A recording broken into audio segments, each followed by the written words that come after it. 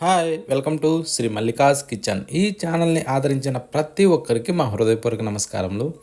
ఇవాళ ఓల్డ్ ఢిల్లీ స్టైల్లో చాలా ఫేమస్ అయిన చికెన్ కర్రీతో మీ ముందుకు వచ్చాను.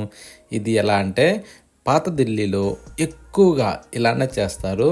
దీని రుచి మాత్రం చాలా బాగుంటుంది. దీనిని ఉత్తరప్రదేశ్ వాళ్ళు కూడా ఇలా చేసుకొని చాలా ఇష్టంగా తింటారు. అందుకే ఈ రుచిని నేను మీ అందరితో షేర్ చేసుకుంటున్నాను. ప్రతి ఒక్కరు ఈ రుచిని మాత్రం ట్రై చేయండి. చాలా అంటే చాలా బాగుంది. ఇంకెందుకు ఆలస్యం, ఇంత మంచి రెసిపీని ఎలా చేయాలో మన కిచెన్లోకి వెళ్ళి చూద్దాం. ముందుగా నేను 1 కిలో చికెన్ తీసుకున్నాను. చికెన్ తీసుకొచ్చినాక 1కి 4 సార్లు మనం నీట్గా కడుక్కోవాలి. నేను స్కిన్లెస్ తీసుకున్నా. ఓకే, స్కిన్ ఉన్నా కూడా పర్వాలేదు, బాగానే ఉంటుంది. కానీ ఏంటంటే స్కిన్లెస్ ఏంటంటే అందరూ ఇష్టంగా తింటారు, అందుకనే చూపిస్తున్నాం. దాంట్లో 1 స్పూను సాల్ట్ వేద్దాం. వేసిన తర్వాత ఒక 2 స్పూన్లు కారం కూడా అందులో వేసేసుకుందాం అన్నట్టు. కారం వేసిన తర్వాత ఇప్పుడు చిటికెడు పసుపు కూడా దాంట్లో వేసేసుకుందాం. అంటే సగం స్పూను సరిపోతుంది. ఆ తర్వాత అల్లం వెల్లుల్లి పేస్ట్ కూడా 1 స్పూను దాంట్లో వేసేసి ఒక చిన్న కప్పు పెరుగు వేసుకుందాం. అంటే మన చిన్న ప్యాకెట్స్ ఉంటాయి కదా, దాంట్లో సగం ప్యాకెట్. ఓకే, అంత మందం ఇప్పుడు వేసుకోవాలి. వేసిన తర్వాత 1 నిమ్మకాయని 2 ఒప్పులుగా తీసి గింజలు తీసిన తర్వాత ఈ విధంగా మనం పిండుకుందాం. ఇలా రసం వచ్చేదైతే 1 నిమ్మకాయ సరిపోతుంది. కొంచెం రసం తక్కువగా ఉన్నప్పుడు కొంచెం ఎక్కువ తక్కువ చూసుకోవచ్చు, ఇబ్బంది లేదు. ఆ తర్వాత మనం ప్రతి ఒక్క ముక్కకి అంటే విధంగా మనం బాగా మిక్స్ చేసుకోవాలి. మనం కలిపే దాంట్లోనే ఈ చికెన్ కర్రీకి రుచి బాగుంటుంది అన్నట్టు. అందుకనేసి ఈ కలిపేదాన్ని మాత్రం ఎలాంటి ఇది చేయకుండా నీట్గా కలపండి. ప్రతి ఒక్క ముక్కకి ఇలా పిసికినట్టు కలిపితే ఏమవుద్దంటే ముక్క బాగా పీల్చుకుంటుంది. చూడండి, ఈ టైప్లో రావాలి. ఇప్పుడు మూత పెట్టి ఒక అరగంట సేపు మనం దీన్ని ఊరబెట్టాలి. పక్కన పెట్టేసి స్టవ్ ఆన్ చేసి ఒక ప్యాన్ పెట్టుకుందాం. ప్యాన్ పెట్టిన తర్వాత దాంట్లో ఒక 2 గంటలు నూనె పోద్దాం. నూనె కాస్త వేడెక్కనిచ్చి కొద్దిగా చెక్క వేసి ఒక 5 లవంగాలు వేద్దాం. ఆ తర్వాత 2 యాలకులు కూడా దాంట్లో వేసేసి సగం స్పూను మిరియాలు వేసుకొని సగం స్పూను జీలకర్ర కూడా వేద్దాం. 2 ఉల్లిగడ్డల్ని సన్నగా పొడవుగా కట్ చేసి అందులో వేసేసుకునేసి ఇప్పుడు మనం ఏం చేద్దామంటే కొద్దిగా అల్లం వేసి అది ముక్కలుగా కట్ చేసి వెల్లుల్లిగడ్డని ఇలా పొక్కులు తీసివేసి పుదీనా కూడా కొద్దిగా వేద్దాం. వేసిన తర్వాత ఇవన్నింటిని కూడా మనం బాగా వేగనివ్వాలి. అంటే ఉల్లిపాయలు, వెల్లుల్లి రెమ్మలు, అల్లం ముక్క ఇవన్నీ కూడా మనకి మంచి కలర్ రావాలబ్బా. ఇలా ఈ టైప్లో అంటే గోల్డెన్ బ్రౌన్ కలర్ వచ్చేదాకా మనం చూసుకోవాలి, మాడకూడదు. ఇప్పుడు స్టవ్ ఆఫ్ చేసేసి దీన్ని పక్కన పెట్టి చల్లారనివ్వాలి. ఇప్పుడు మళ్ళీ స్టవ్ ఆన్ చేసి మరొక కడాయి పెట్టుకుందాం. కడాయి పెట్టిన తర్వాత దాంట్లో ఒక 2 గంటలు ఆయిల్ వేసుకుందాం. ఆ నూనె వేడెక్కాక ఇందాక ఊరబెట్టుకున్న చికెన్ని ఒక్కొక్క ముక్కగా తీసి అందులో వేసుకుందాం. అది నూనె బాగా కాగినప్పుడు కాకుండా లైట్గా వేడైనప్పుడు తీసి ఇలా వేసుకుంటే ఏంటంటే మన చేతి మీద పడకుండా ముక్క కూడా సూపర్గా ఉడుకుద్ది అన్నట్టు. అందుకనేసి ఓకే, నూనె బాగా కాలిన తర్వాత వేసినామంటే ముక్క పై భాగంలో మాత్రమే గట్టిపడి లోపల వరకు ఉడకదు.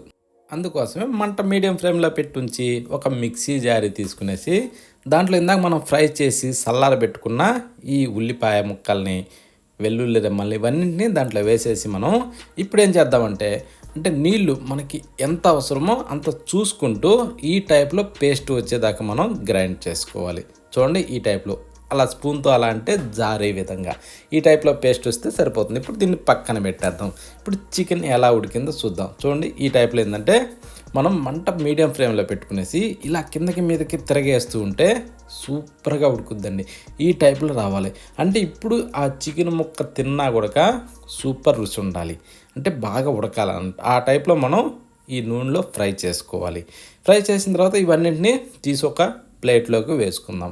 కానీ ఇది ఫ్రై చేసేటప్పుడు మాత్రం కొంచెం పచ్చిగా అనిపించినప్పుడు తీయద్దు, బాగా ఫ్రై కావాలి. ఫ్రై అయిన తర్వాత మాత్రమే తీసి పక్కన పెట్టుకోవాలి. ఓకే, ఇప్పుడు ఇవన్నిటిని తీసి పక్కన పెట్టి అదే నూనెలో ఒక 2 బిర్యానీ ఆకులు అందులో వేసేసుకుందాం ఇలా ఇరిసి. ఓకే, ఆ తర్వాత ఒక 5-6 పచ్చిమిరపకాయలని దాంట్లో వేసి ఒక్క పండు టమోటాని సన్నగా పొడవుగా కట్ చేసి వేసి ఒక 2-3 నిమిషాలు ఇలా ఉడకనివ్వాలి. ఆ తర్వాత 1 స్పూన్ సాల్ట్ వేసి 2 స్పూన్లు కారం వేద్దాం. కారం వేసాక చిటికెడు పసుపు, ఒక స్పూను ధనియాల పొడి, సగం స్పూను గరం మసాలా ఇవన్నీ వేసినాక కాస్త ఇలా కలుపుతూ కొద్దిగా వేగనివ్వాలి. వేగిన తర్వాత ఇందాక మనం గ్రైండ్ చేసి పెట్టుకున్న ఈ ఆనియన్ పేస్ట్ని అందులో వేసేసుకుందాం. వేసిన తర్వాత కొద్దిగా అలా కలిపి అదే మిక్సీ జారీలో కాసిన నీళ్లు పోసి ఇలా కుప్పిలిచ్చి అందులో వేసేసుకుందాం. ఎందుకంటే అందులో ఉన్న అడుగు పొడుగు మసాలా ఉంటుంది కదా, అందుకు. ఇప్పుడు దీన్ని కాస్తలా కలిపి ఉడకనిచ్చి ఇందాక సగం ప్యాకెట్ పెరుగుని ఇందులో వేసేసుకుందాం. అంటే ఒక చిన్న ప్యాకెట్ పెరుగుని అప్పుడు సగం ఇప్పుడు సగం. ఓకే, ఇప్పుడు దాన్ని కూడా కాస్త వేగనిచ్చి ఇప్పుడు ఇందాక మనం ఫ్రై చేసి పెట్టుకున్న చికెన్ ముక్కలన్నింటినీ దీంట్లో వేసి ఇలా కిందకి మీదకి కలబెట్టుకోవాలి. అంటే ఈ పేస్ట్ ఈ చికెన్ ముక్కలన్నింటికి పట్టాలి. ఇప్పుడు మూత పెట్టి ఒక 2-3 నిమిషాలు ఇలా డమ్ అనగనివ్వాలి. చూడండి, చికెన్ ముక్కలు ఈ పేస్ట్ మొత్తాన్ని కూడా బాగా పీల్చుకుంటాయి అన్నట్టు. ఈ విధంగా పీల్చుకొనివ్వాలి. పీల్చుకున్న తర్వాత ఇప్పుడు ఒక గ్లాసు నీళ్లు పోసుకుందాం. ఆ తర్వాత రుచికి సరిపడా సాల్ట్ మీదకించి వేసి కస్తూరి మేతిని ఇలా నలిపి వేసుకుందాం, 1 స్పూను. ఓకే, వేసిన తర్వాత ఇప్పుడు కొద్దిగా అలా కలిపి వెంటనే మూత పెట్టేసేయాలి. మూత పెట్టి ఇలా ఉడకనివ్వాలి. ఇలా ఉడికిన తర్వాత మూత తీసి ఇలా తిప్పుతుంటే ఆ వచ్చే స్మెల్, ఆ కలరింగు ఎలా ఉందంటే చూడటానికి అంత బాగుంటుంది. ఇప్పుడు మీదకించి కొద్దిగా అంతా కొత్తిమీర అలా చల్లేసుకునేసి ఒక్కసారి కలబెట్టి టేస్ట్ చూడండి ఎలా ఉందంటే అంత బాగుంది. ప్రతి ఒక్కరూ కంపల్సరీ ట్రై చేయండి. టేస్ట్ మాత్రం చాలా అంటే చాలా బాగుంది. ఇంకా మన ఛానల్లో వచ్చే చికెన్ కర్రీసు ప్రతి ఒక్కటి కూడా ఒకదాన్ని మించి మరొకటి పోటీ పడుతూ చాలా మంచి రుచిగా ఉన్నాయి. ప్రతి ఒక్కటి చూసి మీకు ఏది కావాలో దాన్ని ట్రై చేయండి. టేస్ట్ మాత్రం అద్భుతంగా ఉన్నాయి. ఓకేనా?